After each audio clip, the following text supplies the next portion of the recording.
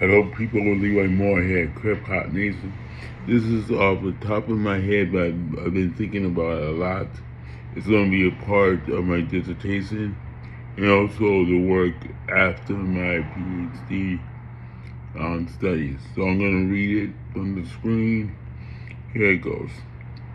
I say there is an undiscovered internationalism of the Krip Radical Tradition, with their own Krip Radical Intellectual Tradition. But the question is, who has access, like Cedric J. Robinson, who traveled in his graduate work to discover the BRT?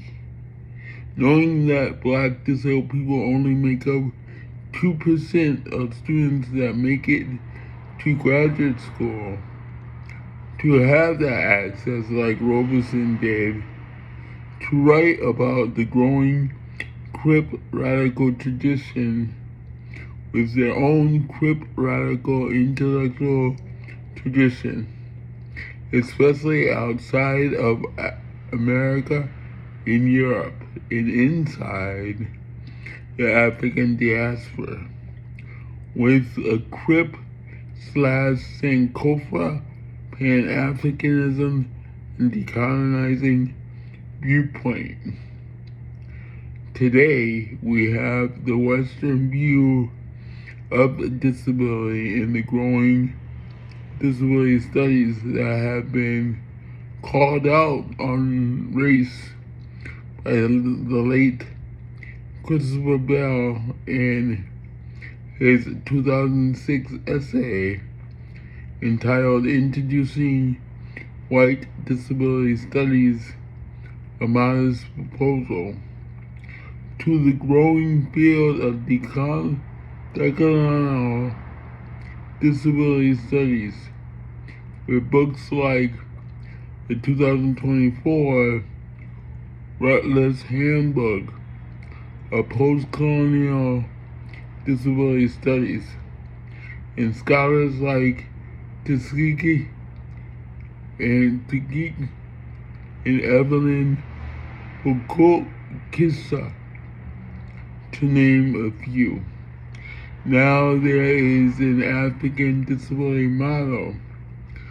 Terms like Sankofa and Afro-Krip, and more African terminology and research models that concentrate on the African/Black disability perspective.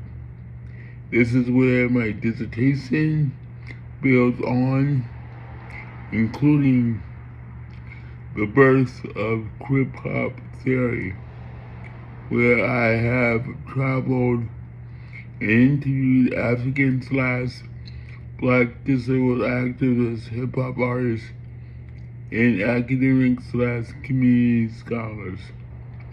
This is my work with my dissertation and beyond.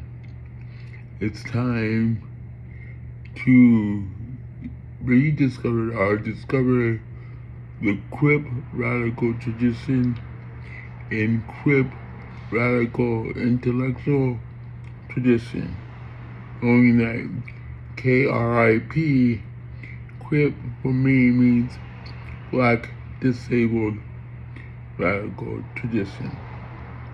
Thank you.